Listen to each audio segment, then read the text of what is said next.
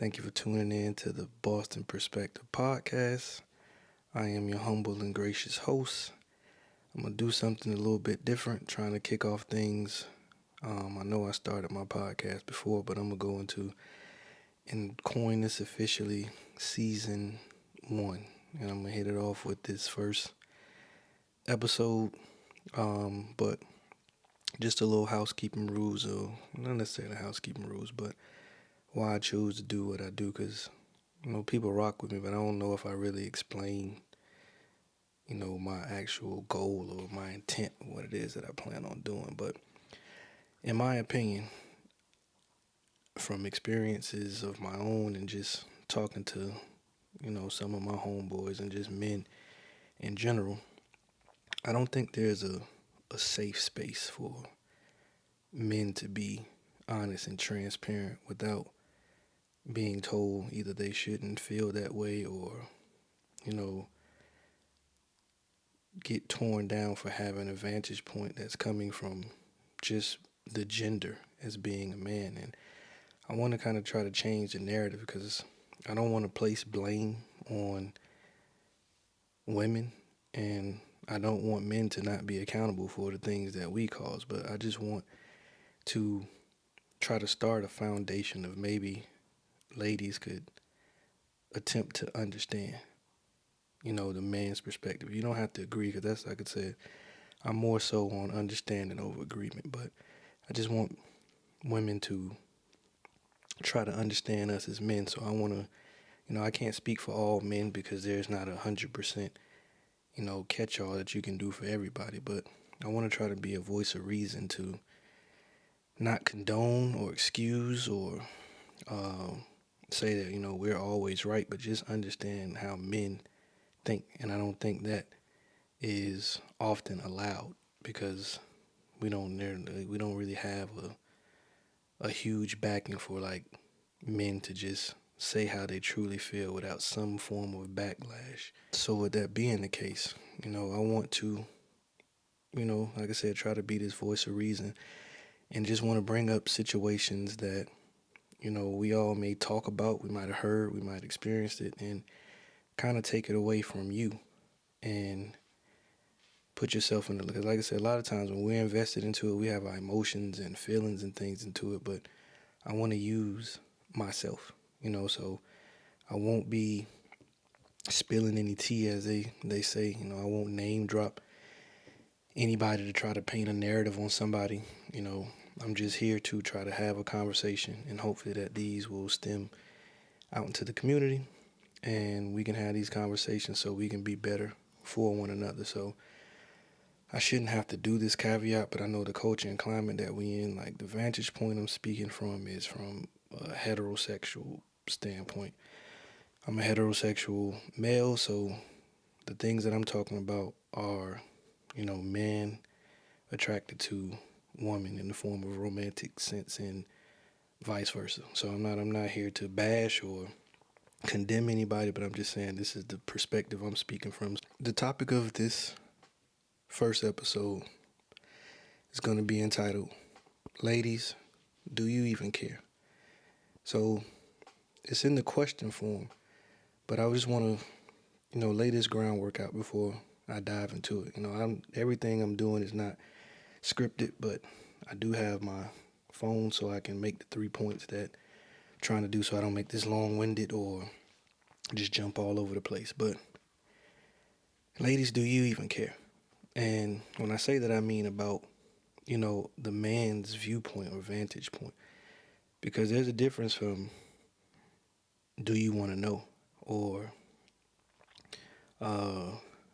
does it make sense, or whatever. But it's like, do you actually care what a man or men in general think? Because if that's not the case, then nothing that I say may register with you. But like I said, again, this is all an attempt to try to get you to understand that we are different, and in those differences are beauty. And if we can understand those differences, because like I said, there's plenty of platforms like that women have safe spaces to come on and just vent. But with men, when we vent, it's normally not taken at face value. It's always who hurt you, or you're being emotional, or just all kind of things. It's never just taken at face value to be understood. It's almost like it's just heard to try to tell us why we shouldn't feel that way, or whatever the case may be. So, first of all, it's the first question you got to ask yourself, ladies, like, do you even care what we think? Now, if you don't care, you might click off this podcast. You can, if you're on YouTube, if you're on Apple Music, Spotify, wherever you listen to this at, you might, hey, log off and, hey, I appreciate you getting this far into, the video, but this may not be for you, and that's fine. But this is for, I'm speaking to today the ladies who choose to care. All right, now that I got the people out the room that didn't want to be here, I'm going to go into, there's going to be 3 things that I'm going to talk about to start us off, to try to get an understanding about just men in general. And before I do that, let me just shout out a dude. I'm going to shout out my homeboy. I don't want to give you a full government name, but I'm just going to say Jeff. Appreciate the referral, or I don't necessarily say referral, but the suggestion of the Burberry Hero. Put that joint on today, and it's doing what it do. So, I mean, nobody's in this room with me, but hey, I'm smelling like a 3-course meal from one of them 5-star restaurants right now. So, it's, fellas, if you haven't, if you're slacking on your fragrance cream, Burberry Hero is something that's fine. Okay, we got that out the way. So the 3 things I want to touch on, so women can try to understand. Men, we aren't born with value. Most men don't try to argue with reality or facts. And I know this cliche or, simplistic, but men are not women. I'm not sponsored by Deer Park, but I'm going to sip this water. Deer Park, if y'all want to sponsor me, I'm in here hydrating myself to talk to the masses. But first thing I have is, men aren't born with value. So, for example, and I'm not saying that this might not be new information to you, but I just want to set a foundation of, just an understanding of men. Like, most of the times, the titles for little girls when they're born, they're daddy's little girl, they're princesses, they're queens, they're beautiful, all these terms of endearment to show that they have value or they mean something. When cry, they're mostly, you attend to them quicker. You're more sensitive with them. The whole ordeal. It's almost like a pampering phase, and that normally, goes on into, basically adulthood, like all the way throughout high school. And like I said, there are some cases where, some women don't get told it, So I'm not saying that this is 100%. We're just using a basis of what is normally a standard, So with women, let's just say if you're in an unfortunate situation where your mother and your father didn't work out, there's always the reports on how the father being missing, the effect that it has on the child. And it does. There's studies on these things. I believe it, but you're taught to have your emotions. It's cool for you to vent them. It's cool for you to express how you feel, what you're thinking, the whole ordeal. They always say women are based in emotions, men are based in logic. And most of the times you guys get words of, affirmation and encouragement, like, hey, you're beautiful, you're going to be great, things of that nature. So I'm just giving you a few examples of what some women may have heard growing up. But for men, it's almost like the polar opposite. Like anything that's used for women, it's a negative connotation for men. So like, for an example, if a young boy grows up in a single mother household, and he's acting up or he's not doing what that parent wants him to do, most of the times he's told, you're just like your father. And it's never you're just like your father as like a positive, affirmation because he's not there. It's normally, you know, a negative connotation before him. And like the psychological effects, most people don't have that understanding. So, and going back, let me go back to another point to like with women. So, like when little girls are in a single parent household, as terrible as that is, they still have an advantage because they're in a home with a woman. So women can teach women how to be women, but they can't teach a man how to be a man. So it's like if they escape from out of the house and don't have any kind of values or qualities that's associated with being a woman, you rarely can blame the mother because it's always she did the best that she can, and she was young. We make all those excuses, but we never really talk about, and jumping back to us as men, we never really talk about the effect that your mother not being there.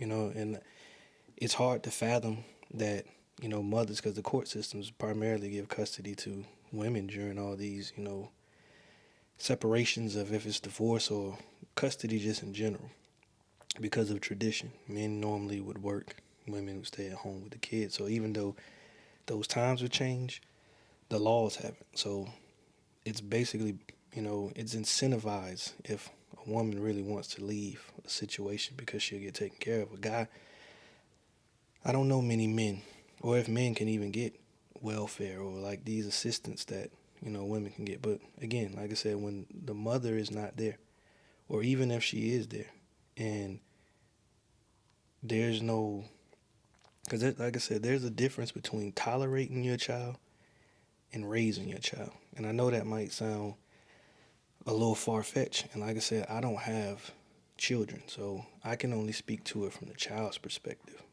So there's a lot of times where we say in the South, what's understood don't need to be said. So like you'll see certain things of where, a little boy might look like his daddy.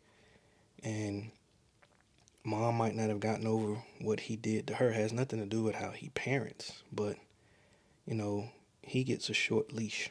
Most of the time they really don't get told any positive affirmations outside of the infancy stage, when it's, hey, look at my young king and those things. But it's like, how am I a king? But you tell me my daddy ain't shit. So it's like, if I come from that, what kind of royalty do I have to look forward to as a guy? You know what I mean? So then when we tie it to emotions, like most men, if they can be completely honest with you, like even the man that you're talking to, if he can be completely honest with you, emotions are confusing for men. Because on one hand, when we were young, if we fall off a bike, if we do anything, it's like, yo, get up. You better not cry. Man up. All these words, quote unquote, tough love.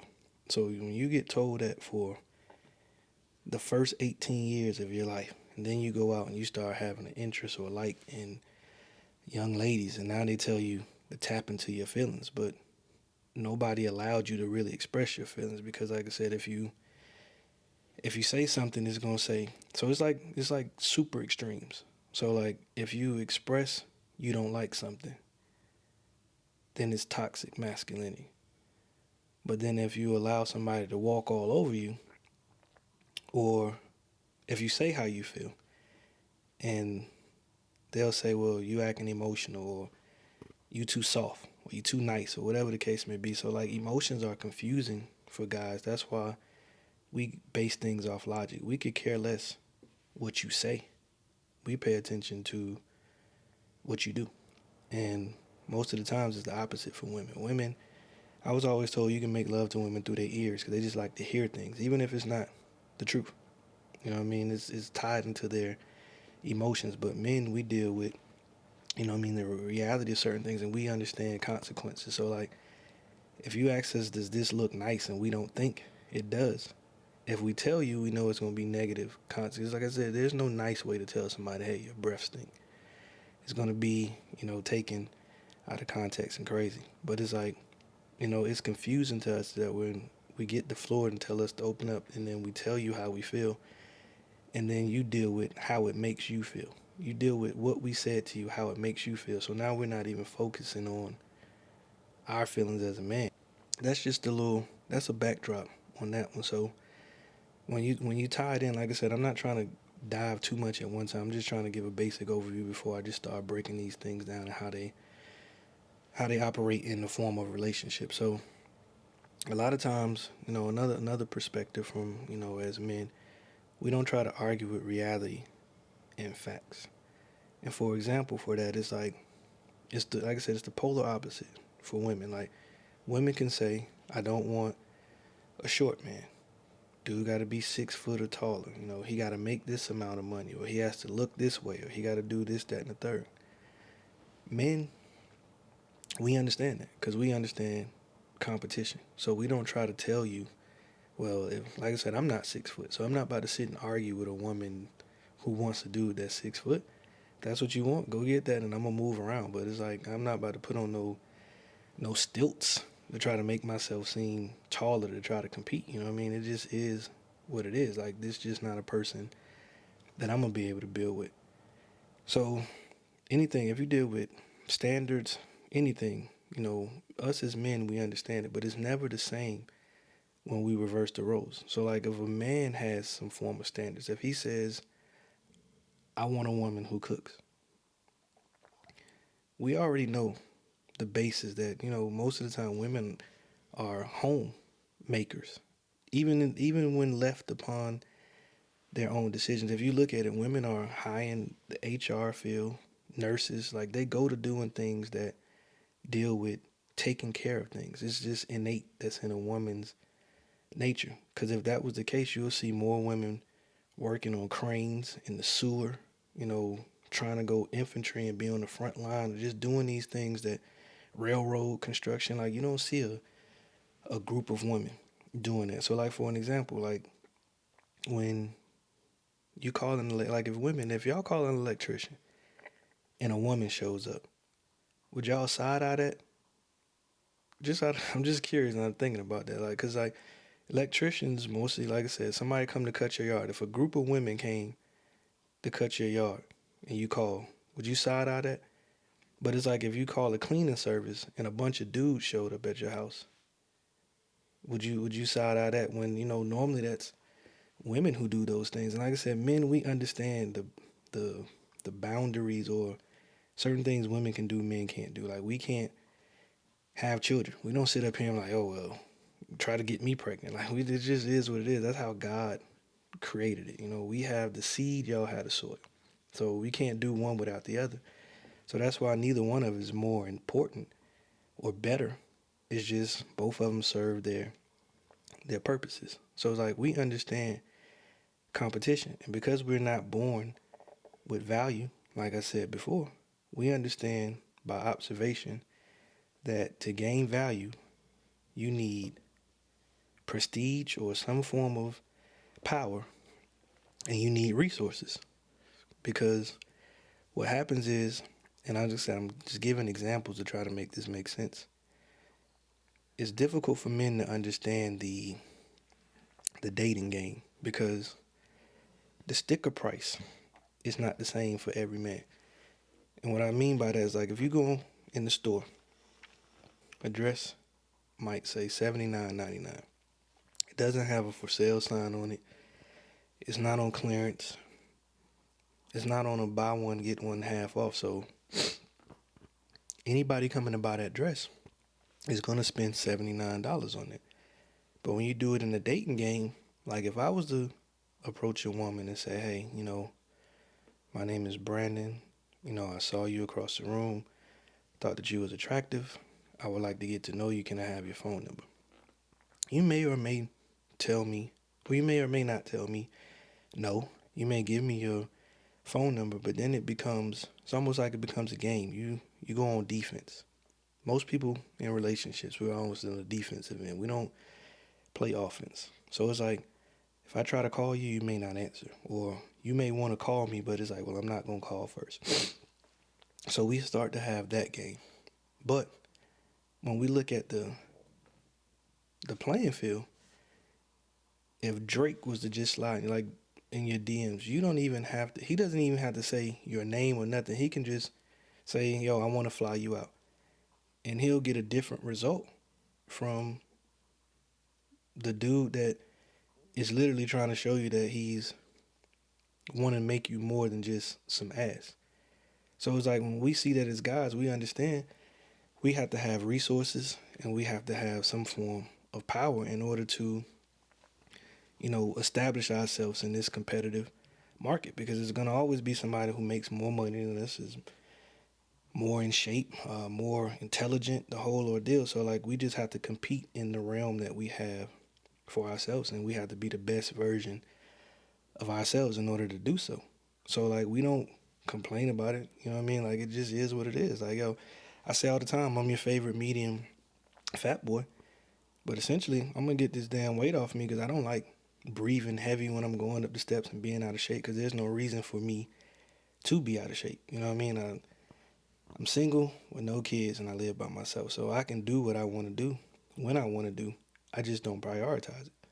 So no matter what I try to tell myself or people, the reason why it doesn't happen is because of me. I can't make no excuses. Oh, it's cold outside, or I got a dog, and I got to work. It doesn't really matter. So again, those are the things that men, like I said, we deal with the facts of scenarios and situations, and it's like the market is not the same.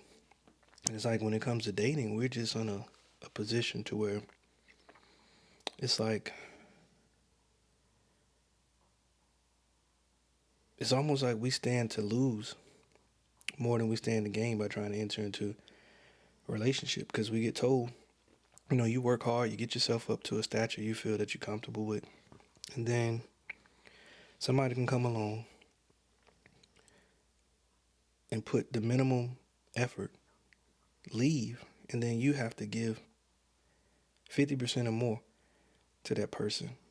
And depending on how old you are in life, that might cripple you for the rest of your life. And this is scary. We shouldn't live in scarcity and fear, but it's a reality, as you see, especially in the black community. The divorce rates are ridiculously high. And when you throw on top of over 80 something percent of single mother led households, so it's like at some point in time, when you look at the stats, and like I said, I know it might not feel good to hear, but stats are stats. And 70 to 80% of women in divorce, they leave. So that's not to say that, you should tolerate abuse or, getting beat on or none of that nature. But most of the times, if people be honest, they put their feelings over the totality of the situation. Like even if they got a family together, they put how they feel over their kids' feelings, knowing that the statistics say, that's not to say it's no 100% success rate. So I know people gonna try to kill me on that. I'm just saying stats say that you have a better successful chance of a two-parent household. And again, we can say all these anecdotal things, but it's like, why have a kid with somebody that you don't feel gonna be there in the long run? That's men or women. Like if you don't feel this gonna be a good, suitable mother for your kids, like why do it? You know what I mean? Everything always boils back to us, but like I said, most of the time, men don't deal in delusion.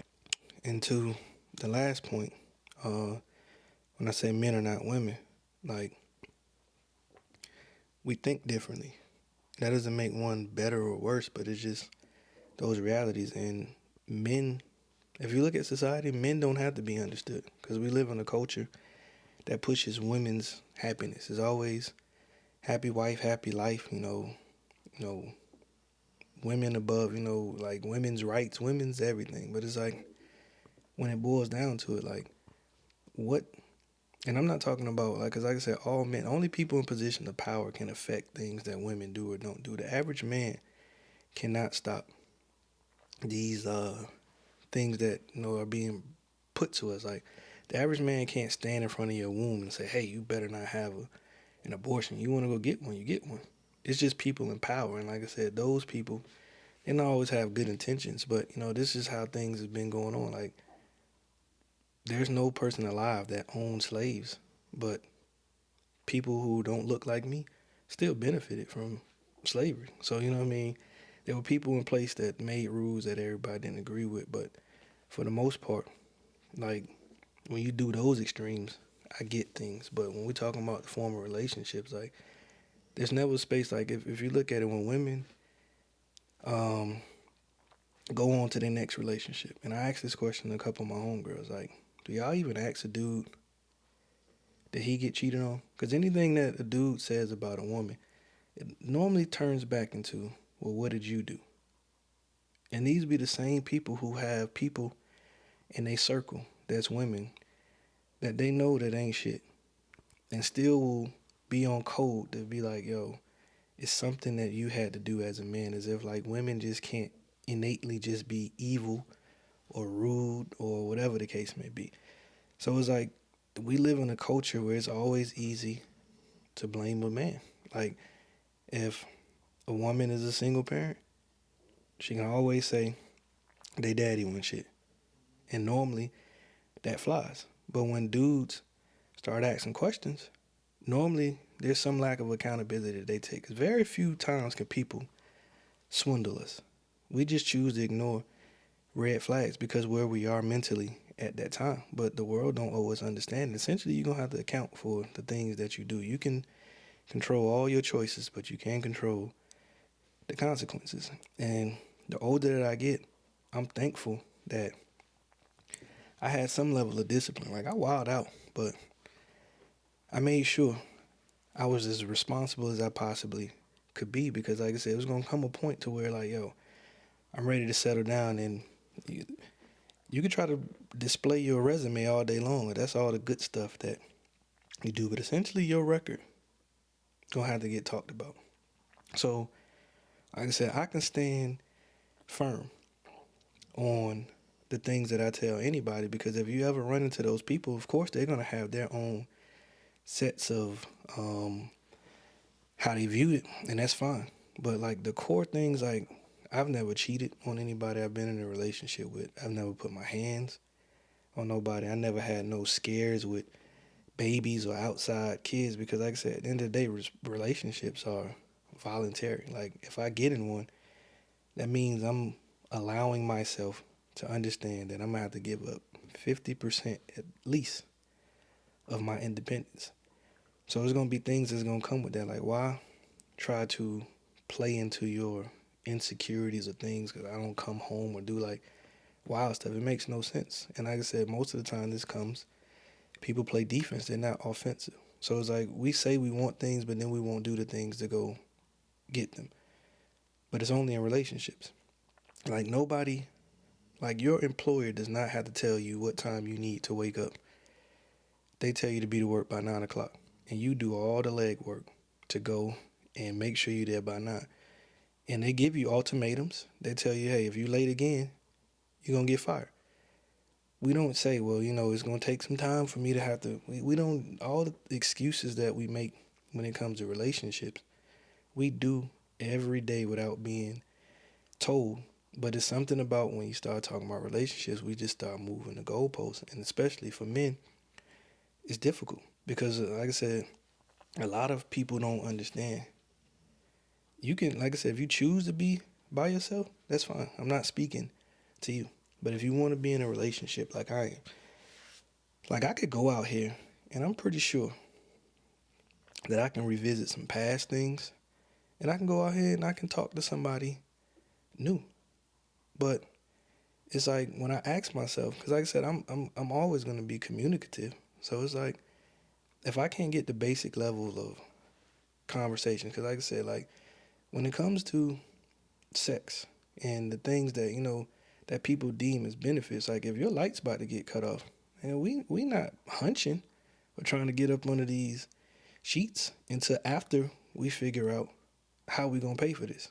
But it's like certain things are irrelevant when life start lifing. You know what I mean?